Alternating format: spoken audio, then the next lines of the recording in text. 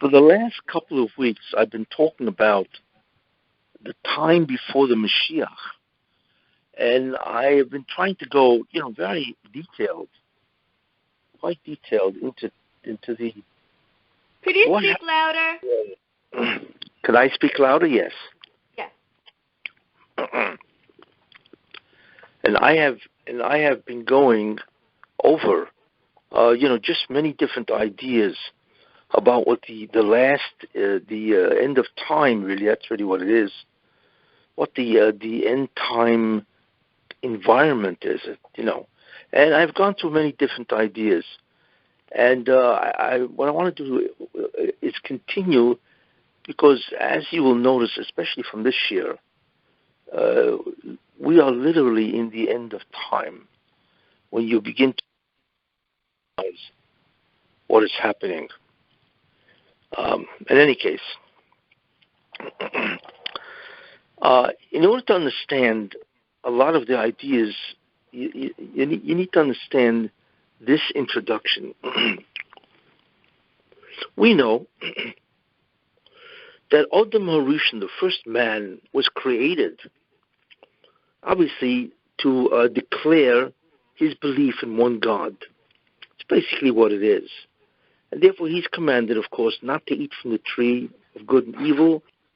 And by his not eating from the tree, he would acknowledge that God is the only one that exists in that sense. And of course that his will is the only will to be observed. This is what Adam is given. However, so therefore he would merit to have a future world through merit, which is chut or schus. Anyway, what we find, however, is, of course, everybody knows that he sinned, which means that he ate from that tree, you see. And therefore we know also that the subsequent action by God is that he said, on the day that you eat from that tree, you will die. And not only that, he was evicted from Gan Eden, because that's really what it was. It was Gan Eden, you see. Now we look at that as, well, that's the punishment, right?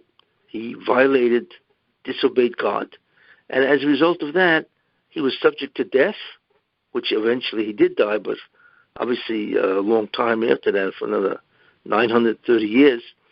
But obviously at the same time, he was evicted from Gan Eden, you see.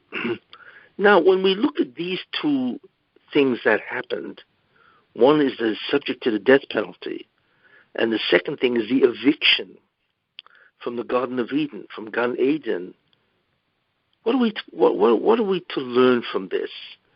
Like I say, most people look at it as some type of a punishment. That's not really what it is. What it is the model of what man has to do to rectify creation. It's a very important idea. Therefore, when Adam HaRishon was commanded not to eat from the tree, he was obviously supposed to do the tikkun, which is the rectification, which means that God would now re-enter creation. But the way he was supposed to do it was, of course, schut or schus or merit. And that's how he's able to bring that about. However, he didn't. So, like I say, he was sentenced to a death penalty, and he was evicted. What is the meaning of that? Is that a punishment? Well, what it really is method B. It's the second way of doing tikkun. That's really what it is, you see. And what that meant is that there are two ways to do the tikkun. And like we see, this was already, used or inscribed in the entire method of how to do the tikkun, you see. And therefore, we now understand that there are two methods to do tikkun. One is to obey the will of God, to do what's called the mitzvot. And the second thing, right, if you don't do the mitzvahs, then the second way is death and eviction. But what is eviction really? Well, guess what? That is golus. It's galut. That's what eviction really is of Adam HaRishon. In fact, we can actually say that the first one to be sent into exile is Adam Rishon and his wife. That's really what the eviction is. Because death, which is of course the ultimate Yisurin, or suffering, and the eviction, which is the ultimate Golus, those are the methods of Tikkun if a person does not do it in the prescribed way, which is of course doing the mitzvot or earning a future world through merit. Now, this is really, in many ways, a very important idea, you see. Now, besides the fact that there are two methods, I had mentioned, many times, that in the beginning, the tikkun consisted of bringing down the divine presence. There was no thing as evil in the creation itself. It existed in the form of a snake, but that snake was external to the world that Adam inhabited. But when he sinned, you see, he gave power or existence to that snake, which of course is the representation of the Satan. And as a result of that, which I had mentioned many times, man's purpose now is to remove evil from the world. Because by buying into the argument that he presented, then evil itself became part of the fabric of the world itself. So we now see, basically, that there are two methods of tikkun. Either obeying the commandments or suffering and golus. Those are the two ways. And we now understand also that there are two objectives. The first one was to do the mitzvot. And the second one, of course, is when he did not do the mitzvot, he did an avera, he sinned. Then the second objective, of course, is suffering. Or rather, the objective is to contend with the Satan and to destroy him. These are very important ideas because they outline the entire future of the history of man. And with this, we can begin to understand, as I will show you, the climate of today. When we look around today, we're just absolutely amazed at the deterioration of mankind, the deterioration of civilization. Now, what we see is a continuation of these ideas, because when God appeared to Avraham Avinu, right, of course, he designated Avraham Avinu and his descendants as the one to do the tikkun. And what does that mean? Of course, we now know the second objective is to contend with the Satan and to destroy him, which I've mentioned many times. And but Avraham Avinu, he assumed, okay, I will now try to rid the Satan of whatever divine energy, which we know is the sparks of holiness, take it away from him, right, which he gets as a result of the sins of man. But what is interesting, of course, is what God said. No, what you have to do is not just remove what the Satan has from here on in, but you have to remove for 2,000 years of mankind sinning. And the Satan has an enormous amount of sparks of holiness as a result of the sins of man for 2,000 years. And of course we know, which I had mentioned, that was the purpose of entering Egypt. What they did is they had to enter Egypt, right? And of course, they would have to remain Gerim, as God says to Avraham Avinu, Ger Yizaracho, Be'eretz Asher Lo Lahem. In other words, they will remain as Gerim, which means they should not assimilate and sin in the nation that they will be put into. Rather, what should they do? They should remain Gerim, which is don't assimilate, and do whatever commandments you have to do. But what happens if they don't? Then we have the concept of suffering. Avodum, then they will serve, which then came out to be the Egyptians, or V'inu Isam, or they will afflict them. You see. So those are the basic two methods of tikkun, which we know. And in other words, as I pointed out a long time ago, there are three methods of tikkun. One is mitzvot, to do the mitzvahs. The second is tshuva, to repent if you did a sin. Or yisurin, suffering. So suffering also does a tikkun. Now, what is interesting is how does suffering do a tikkun? Just because a person suffers, does that mean he can rectify the situation? And the answer is yes. And it works like this. Because when a person sins, there are two things that he derives, or two things that is stated. One is the concept, right, of pleasure. When you do a sin, it's almost always in order to achieve some type of pleasure. The second thing is that it is a statement of Yeshod Muvadoi, that besides God, there's also me, you see.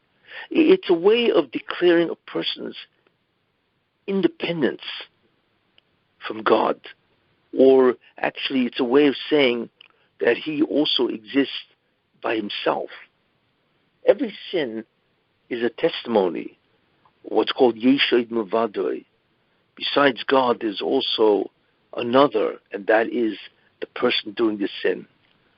Therefore, what God does in order to remove the sin, you need to remove those two elements. The first element, of course, is pleasure that you get from sinning. So that is removed by its opposite, which is suffering. So therefore, suffering cancels out the pleasure that a person would have received by doing the sin. But the second element is what? Is when a person does sin, he declares Yeshod Muvadoi. Besides God, right, there's somebody else, and that is me. So what God says is, here's what I will do. There are two concepts in besides God, there is me, right? That there is no God, and also that I exist independent. So what God says, I'm going to put you into a state where clearly you will see that you're nobody. Now, when a person suffers, right, he doesn't want the suffering. That's the last thing he wants. I mean, if you go to a hospital and you see people in the hospital and they're in their beds and they're all, plugged into all kinds of things, right? That's the greatest proof that they're nobody. Because if they were somebody, then why don't they just get off the bed and walk out, leave the hospital? But it indicates it removes what's called the illusion of omnipotence. The fact that this person thinks he's somebody. That's what suffering does. It removes the illusion of being somebody. And it shows you in the end that you're nothing. Because if you was somebody, if you did exist independent, so why can't you just leave the hospital? You see. So therefore suffering is a tikkun.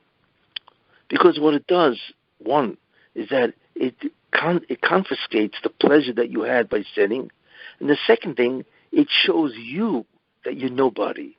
You see? And that is part of tshuva, to realize that you're a nobody, you see, and that you're completely subject for your existence on the will of God. That's what suffering does. And that is why suffering is a third method of tikkun, you see. So we now understand the reasoning that the essential idea is to declare Einod Mavadoi. That's the essential conflict of man. Who is the boss? Who really exists? And so on. And therefore, there are three ways. Either you observe the commandments, which is a testimony that God exists, you see, and he's the real being that controls everything, and he is everything. Or you do tshuva, in which you regret that you sinned, which is another statement that God is everything. Or you suffer, which is a denial of your own power and might, and it cancels out the pleasure.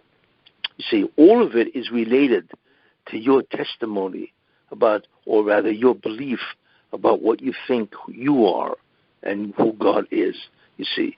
And that's really the model of Egypt, where they were supposed to be ger, which means do not assimilate, right, and just remain doing the commandments, whatever, 7 Noahide commandments. And if they don't do that, then the tikkun will be brought about through suffering, which is avodim. They will serve them, ve'inu oisam, and the Egyptians will afflict them. You see, so those are the three ideas: mitzvahs, tshuva, and yisurin. In any case, so but we understand the method, but the key concept or the objective, of course, is to annihilate this force, evil force called the suffering, called the Satan. And that's really basically what the entire journey of man really is. Now, where do we see this also? Like I showed you, it's by Adam Arishan, right? And it's also by Avram Avinu. But there's also another place that we see it. What is that place? The Gemara Brochus in Masechta Brochus, okay, in the third blot, Amud Aleph. It's a very interesting story where it says Rabbi Yossi went into a churva of one of the churvas, one of the places that are destroyed, ruins of Jerusalem, and he went in to pray. And while he was praying, Eliyahu Hanavi, Elijah the prophet, right, who obviously Rabbi Yossi used to see quite often, you see, he waited outside for Rabbi Yossi. Rabbi Yossi then came out, and they had a discussion about the proper way of praying and so on. But in any case, so then Eliyahu said to him, when you were in that room, churva, did you hear a voice? So Rabbi Yossi says, yes, I actually heard a baskol, right? I heard a heavenly voice, you see, and that heavenly voice was God. And what did God say? Woe to the children, it's terrible to the children, due to whose sins I destroyed my house, I burned my temple, and I exiled them among the nations. This is what God says. So Eliyahu said to him that you should know that this voice, this statement, is said 3 times every day. You see, every day, which means that it's constantly on the mind of God, the fact that he destroyed his house, his temple, and he sent his children in exile, you see. And then the Gemara says that again, God says, how great is the pain of God who exiled his children, you see, and woe to the children who were exiled from their father's table, you see. Now, when it says my house, obviously, that means the Beis HaMikdash, right? My temple is the Har HaBayis, the Temple Mount, right? And exile, of course, means the Golus among the nations of the world. So the question that we have to, think about is what exactly is God saying? What does he mean when God says, right? Woe is me that I have exiled my people, burnt my house, and so on. What is he really saying? What he's really saying is what I have mentioned, is that until now, primarily, the method of tikkun of the Jewish people was primarily, right, the concept of schus, because they're in Eretz Yisrael, right? They have the Beis HaMikdash, they have Jewish kings. So basically, they're in their country and they're doing the tikkun through the method of schus, of merit, and of course also with tshuva. But the sins of the Jews are so bad that I now have to put them into method B, which is what? Which is Yisurin, suffering, and Golus, eviction from Eretz Yisrael, you see. And that's what God was bemoaning, that until now, at least I gave them a chance to be in their own country, because remember, this was before the destruction of the first temple, and even with the second temple, there was a second temple in Eretz Yisrael. So essentially what was happening is that they could do the tikkun, the rectification, through how? Through mitzvahs, right, and tshuva. But now I've destroyed my temple, right, Beis HaMikdash.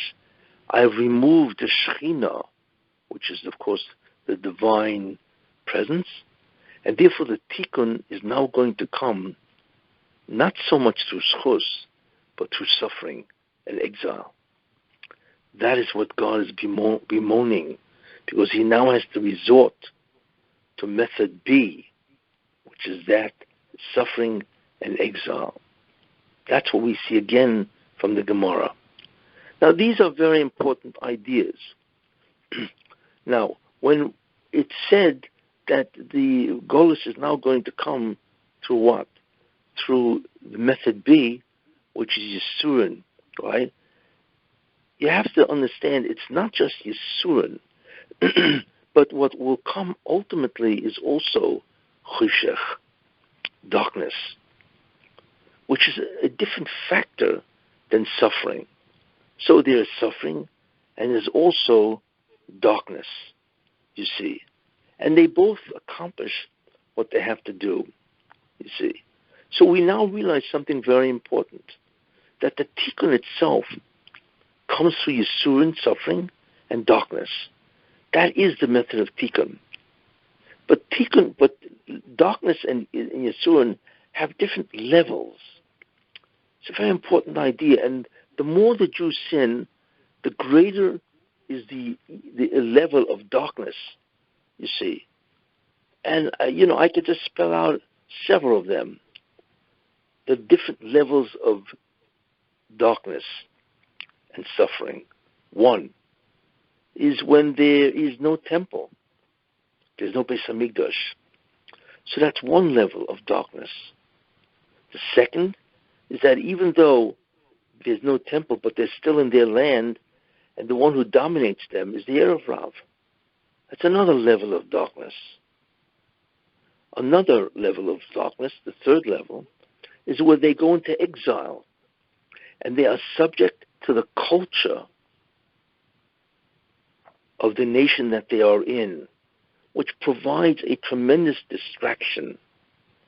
And it's very hard to be oived, to really stick to the mitzvahs, because you're so distracted and tempted by the culture of the nation that you're in when you're in exile, you see. The next level of darkness is when that nation, you see, begins to prevent your ability to observe the mitzvahs. Remember, you could be in a nation, and it's okay, you can do whatever you want.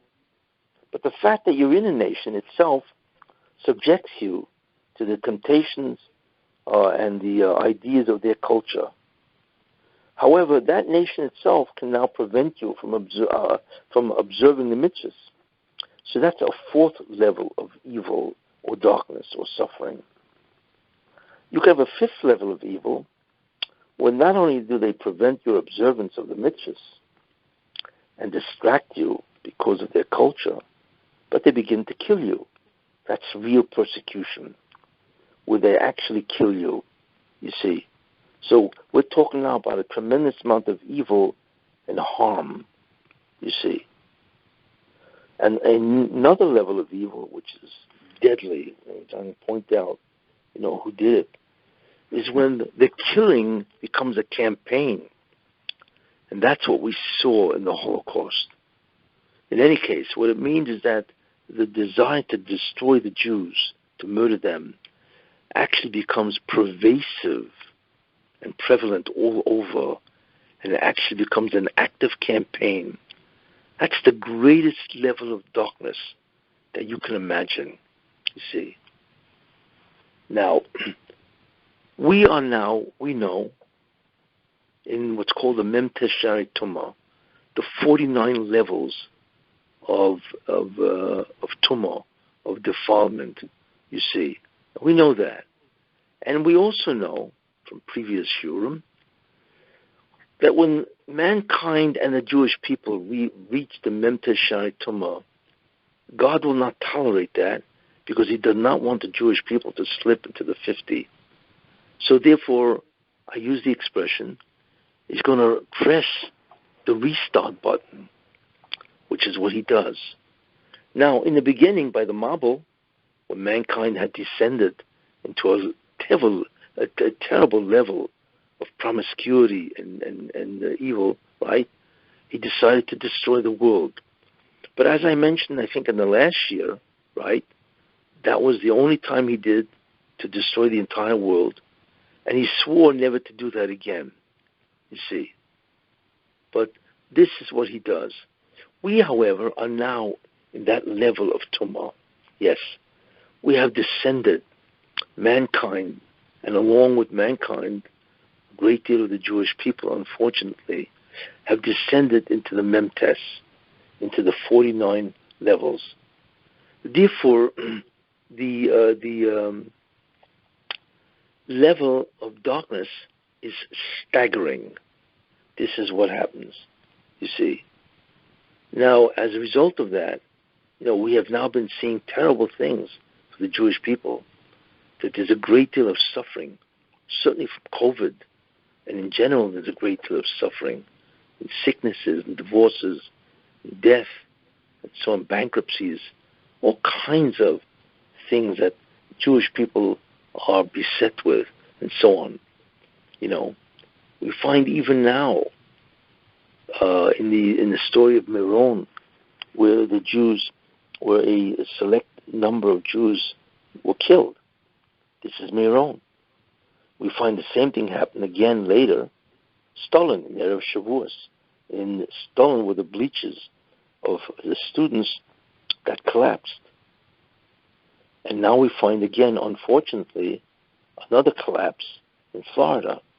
So there's no question that there's a lot of serious suffering going on, you see. In any case, we have now reached the climate of the 49th level, you see. Now, what is very important is that there's a unique type of darkness that happens as a result of the climate of the end. What is that unique climate? Well, once God has pressed the restart button to bring the Mashiach, and he has now introduced suffering and darkness, that darkness is a unique form, you see. Now, when the Mashiach comes, what will be revealed? Einod Mavadoi. That besides God, there is nothing else. That is the essential consciousness that people will have, and that is the essential revelation that people will have. Einod Mavadoi. Because that is the Messianic light, you see. Therefore, what God does is, since that will be the ultimate, undoing of the evil of mankind, therefore the climate in the end has to be a climate of Yeshod Mavadoi, which is the exact opposite, where mankind is introduced, or the environment of evil is so great that mankind is buttressed in terms of Yeshod Mavadoi, where he thinks that he is the boss, he is the true power of everything. And this is what happens. This is the essential climate before the Mashiach comes, where mankind is given the temptation and the test to think that he is supreme, you see, and that God either does not exist or God is completely powerless to do anything. So what God does is gives mankind the illusion, you see, that he is a supreme being before the Mashiach comes. That is a very important concept, because that's one of the ideas that tells you that we are at the end, you see. And I'm going to, in many ways, demonstrate that, you see, how we see that. The truth is, well, let me point this out. One of the essential ideas in that climate of Yeshod Mavadoi, that's besides God, there is nobody else, right? But man is supreme. As part of that concept, that man begins to think that he's supreme, and in some way he is aided to believe this because things seem to go his way, you see. As part of that, the opposite also occurs, where there's an enormous, what's called Chil Hashem, desecration of God. In other words, the event shapes itself in such a way where not only mankind thinks that it is supreme, but that God is either non-existent or completely powerless. And the more you think that God is powerless, obviously that intensifies the belief that you think you're supreme. And that is the real test that occurs before the Mashiach, you see. In other words, the darkness is so deep, is so profound, that you are now in an environment, a test, where you think you're supreme and that God is non-existent. That's the climate that you find yourself in at the end of time. And when did that really start? Well, it's really been going on in a certain way through history, but it really intensifies from World War I, from 1914. There are hundreds and hundreds, I think the number is even 1,500 Jewish communities that were destroyed in World War I. It was a tremendous slaughter of the Jews. Nothing compared to World War II, the Holocaust, but it was a tremendous destruction of the Jewish way of life. It was radical, extreme, where the Jews were either destroyed, especially the communities that the Jews were in were destroyed. So what happens is when Goyim see Jews die, when a Goy sees that the Jew is not successful at all and that you can kill him, that is the beginning of an incredible desecration of the existence of God, which is the climate before Mashiach. So in many ways it started with World War I, you see. And like I said, that is the central climate or environment or test before the Mashiach comes. Now, the second time is the Holocaust. The Holocaust was highly unusual because in a 6-year period from 1939 until 1945, 6 million Jews were killed, which is unheard of. It is probably for no reason other than the fact that they were Jewish, obviously. It is probably the greatest crime ever committed by the Jewish people. There are crimes which are interesting, which are greater than that. For instance, they say Mao Zedong, the head of China, that his policies, economic policies, killed or starved more than 100 million Chinese, and even Russia, under Stalin, killed millions and millions of Ukrainians and so on. He just starved them to death and so on. So there are crimes when greater numbers were, perpetrated. But in terms of Jewish numbers, 6 million Jews in the space of 6 years, it's probably the greatest anti-Semitic crime ever committed by the Jewish people. But not only does it allow or remove the Jews and their spirituality, but it also gave the Goyim the illusion that God is dead, God forbid. Because how would a king allow his prince to be abused, to be killed, to undergo suffering? Of course not. And if a person will make the prince suffer, isn't that the greatest proof that the king is impotent? Same idea. Everybody knows what it says in the Bible, the Torah, that the Jews are the chosen people, that the Jews are not only chosen, but they are the messengers to the world, that there is a God, there's morality, there's holiness, there's righteousness. Everybody knows that the Jews are what God uses as the agents for this message. And everybody knows that God says, you are my children, and I'm your father. So therefore, they all know that.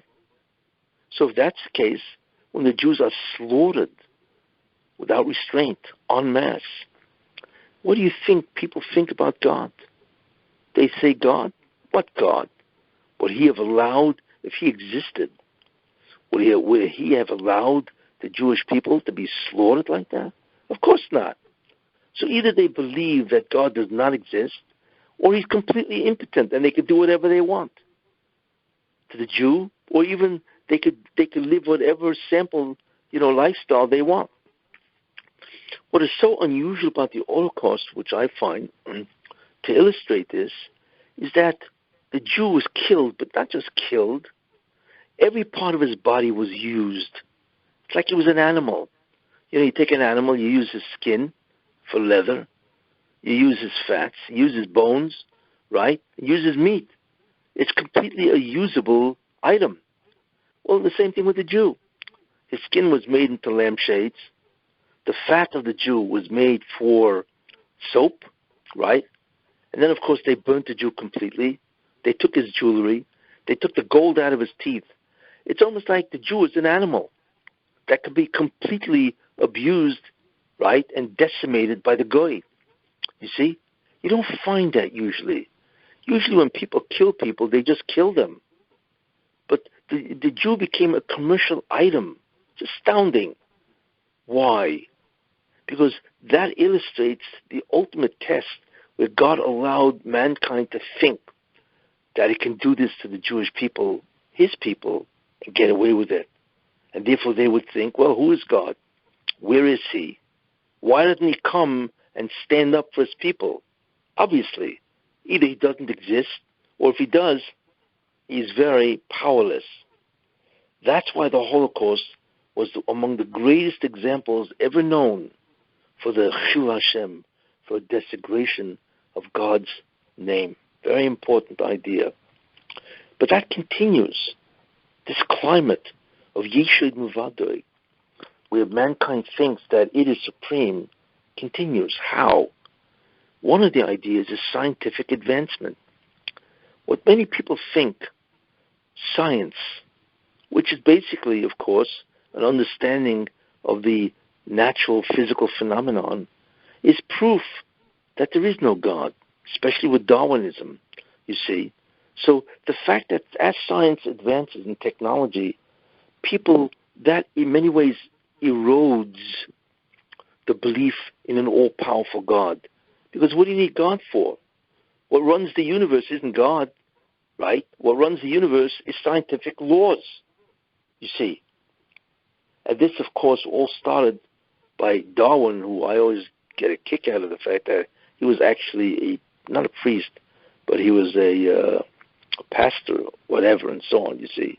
In any case, but scientific advancement itself, which has enormously happened in the last, 80 years or whatever, itself advances the proposition that there either is no God or the universe has an alternative reason of how it came about and so on, you see.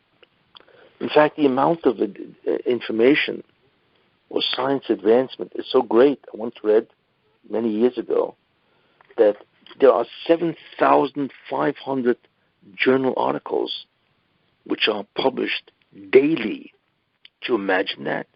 And therefore the sum total of human knowledge doubles every 5 years. And I read this 30 years ago. Who knows what it is now? We don't even realize the amount of scientific advancement, that there is going on. But for many people, it's proof that God does not exist, because you don't need a God. You can explain it with scientific ideas, you see. So that, again, creates the climate of Yeshud Mavadoi. Another thing that creates the climate, which we are now seeing, is the unbelievable immorality, what's called the LGBTQ+. And this basically started in I think it was 1968. And that is a tremendous slap in the face to holiness. And God calls this immorality, right, abomination. I mean, he calls Mishkav Zocha, which is homosexuality, an abomination. The world has become unbelievably immoral. We've never seen anything like it. Where now gender is completely dismissed, you see. Therefore, that, in many ways, is a slap in the face to the Torah.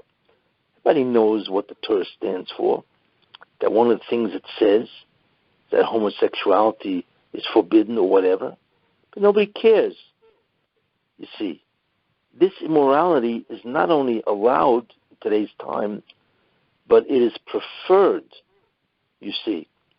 So all of this is a tremendous advancement of the concept of Yeshid Mavadoi, that a person can do whatever he wants, you see. Now, besides that, we now witness, right, especially in the United States, in many places, the concept of the progressives, liberalism. And I mentioned, I think last week, what is liberalism? Liberalism, right, is basically prikas oil, to overthrow the yoke of morality, holiness, righteousness, proper behavior. That's really what it is. And that's exactly what's going on in the United States. And the United States, of course, is a beacon to the entire world. So we are really witnessing, in many ways, the end. You see, because this guy, Anthony Kennedy, made the permissiveness of this homosexuality and same-gender marriages, he actually made it constitutional, which means you cannot even undo it, you see.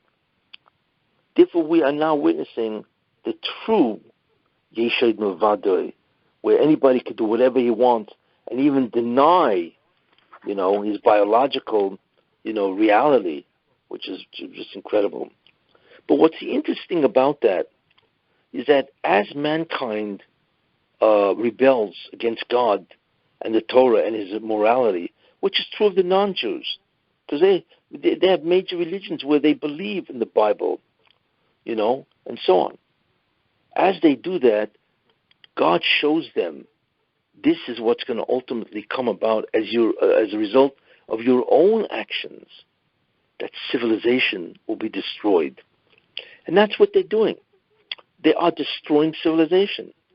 It's no more just the immorality that they're practicing, that they have taken, the law into their own hands and so on, to such an extent where norms of civilization, of society, are being overthrown. And take a look, okay? Defund the police. It says in Pirkei Avos that if it was not for the fear of heaven, right, then everybody would swallow each other alive, kill them while they're living, you see, and they wouldn't even wait till they're dead, you see. So how could you defund the police when the police are the only ones that can prevent this? Of course it's irrational. Then they come up with a no bail law, where it means you walk in, and then you walk out, you're released. Before the paperwork is signed, the guy's already out in the street to commit another crime. Are they crazy?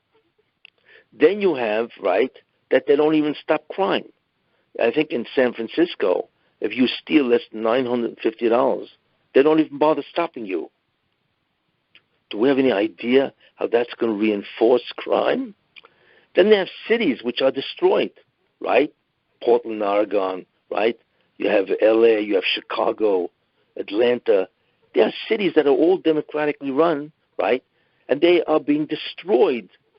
Businesses that take years to build are destroyed overnight, and nobody does anything. Then you have all the crime which is increasing. It's rampant.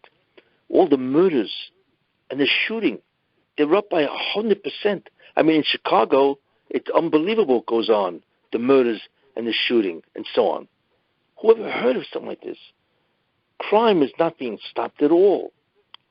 And then, of course, you have the concept that there are no borders. Everybody's allowed to come in. And there are many criminals, you see, that are coming in. Is this normal? And then you have the concept of stimulus checks, which means people don't go to work. And many businesses are having a tremendous difficult time hiring people, you see. And then you have the rise of price, where he stopped the oil industry, so prices are rising all over the place. You have rampant drugs all over. The homeless people are walking all around. You can't believe what's happening to America. It is literally, you can't believe this. You see, what does this mean? What God is allowing and saying, okay, I'm going to give you the illusion of omnipotence. You see, there's an expression in Hebrew, les din, les dayan. We live in a time that there's no judgment, or appears that way. Les dayan, and there's no judge. In other words, we live in a time that God seemingly has completely abandoned his values, his desires for mankind, for civilization. That's the climate. That is the ultimate darkness that has descended on the United States, and I'm not even and the rest of the world, and I'm not even talking about the evil of Iran and China and Russia. It's amazing when you look at it. It's almost like God has disappeared. You know, we never saw that in history. There was always some form of retribution or some kind of stopgap measure, you see. But now anybody can do whatever they want, you see. And this is what's happening. This type of climate or environment is an equivalent to the Dor HaMabul, because God let, and I explained that previously, God let the Mabul, the generation of the Mabul, He let them do whatever they want, you see. So what did they do? They brought civilization to its knees, and God said enough. Why? Because, like I mentioned previously, that the generation of the Mabul was really supposed to be the generation right by the Mashiach, because God wanted to bring a tikkun to all the 10 spheres and 10 generations, and therefore the Orishan would have come down. Instead, the water, which is the physical analog of the Messianic light, that came down and destroyed. But it's the same climate, you see, which is what? That climate is where they could do whatever they want. Less din, but less dayan. There's no judgment, no justice, and there's no judge. This is the climate that we now live in. But that type of a climate can only happen in an extreme form before the Mashiach comes. In many ways, it's good news and bad news, right? The bad news is we are watching the annihilation and the deterioration of civilization. I mean, every day that goes by, we actually cannot believe what is happening, you see. Just incredible to watch. I just heard that they signed a law in New York State that anybody can write on their birth certificate whatever gender they want. Doesn't make a difference if you're born a man or a woman, your biological reality. No. You could declare yourself, if you're a man, you could say you're a woman. Or if you're a woman, you could say you're a man. You're actually legally allowed to put that on your birth certificate. Now, who could ever dream that this would happen? It's contrary to nature. It doesn't make sense. We live truly in what's called an Alice in Wonderland. America has become a wonderland, completely irrational.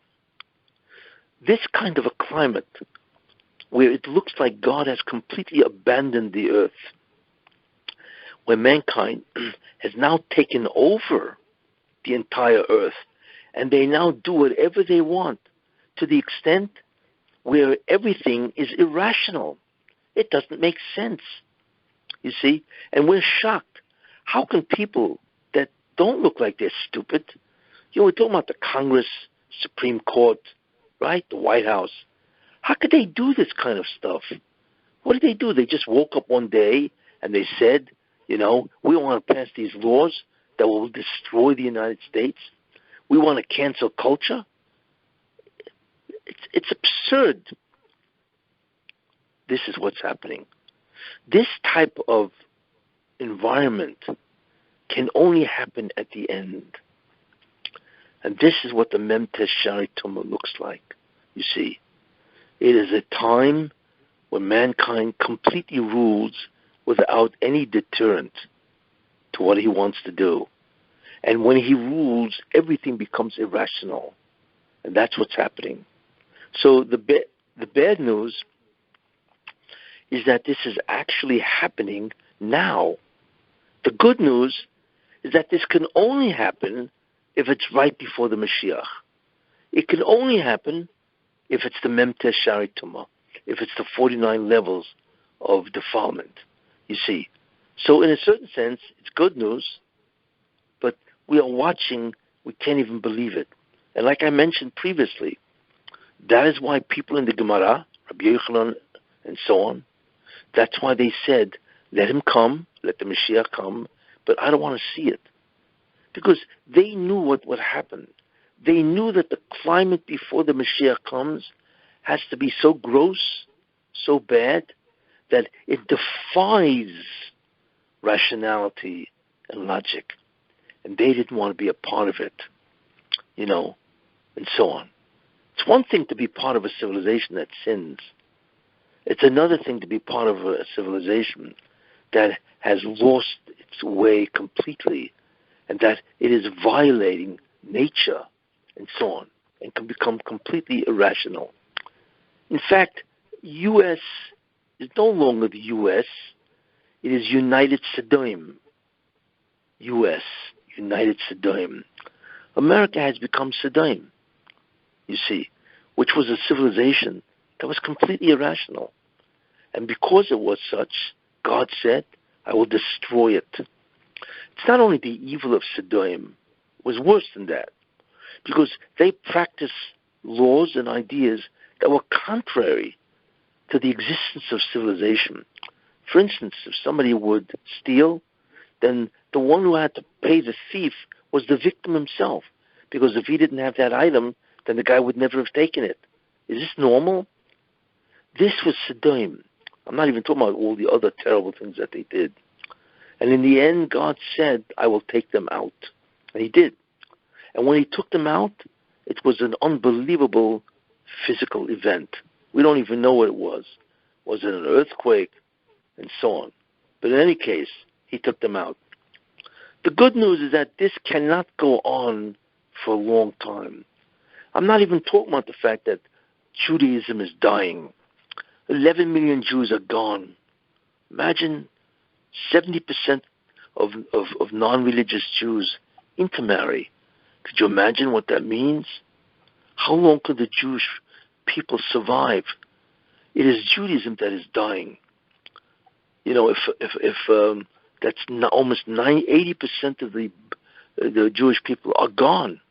No Shabbos, no Taras Mishpacha, no Kashrus. And the insane people, as part of the government of Israel, they want to eradicate Judaism. If they could, they would destroy Judaism. The Arabs want to destroy the Jews. The Arab want to destroy Judaism. It's astounding who the enemies of God really are. But like I say, this is what's happening. The question is, how long will God tolerate the destruction of his world that he created, in order to allow mankind to earn an eternal place with infinite bliss in the future world? Not long. And this is where we're at. So we now understand something very important. What the climate is before the end. And like I mentioned a long time ago, the concept of the window, that there's a certain amount of divine energy that comes down, you see. And as time goes on, right, the necessity for suffering and darkness enters because of the Memtes Shari Tumah. So symbolically what that means is that the window begins to close, right, blocking the divine flow of Kedusha, holiness or energy, until it reaches a point which is right before it closes. So 1 nanometer space is left. If the window closes, which means that the Kedusha is blocked completely, then the entire universe is destroyed automatically, because it needs that inflow of Kedusha. So therefore, that's the space at the end.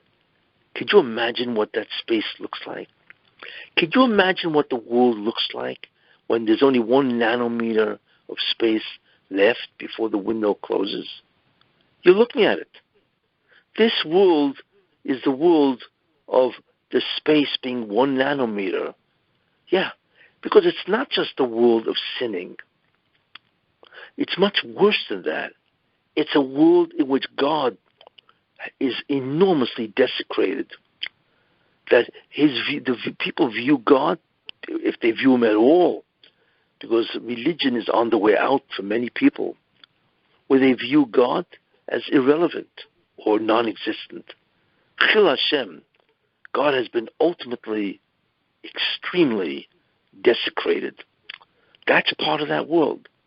But it's also a world where society is now irrational, where they are doing things which cannot promote benefit. It will destroy society. Take a look at what all that means. This is what the window's closing, a nanometer left. Well, so in a certain sense, that's good news. Because the worse it gets, the closer we are to the Mashiach. And we are very close.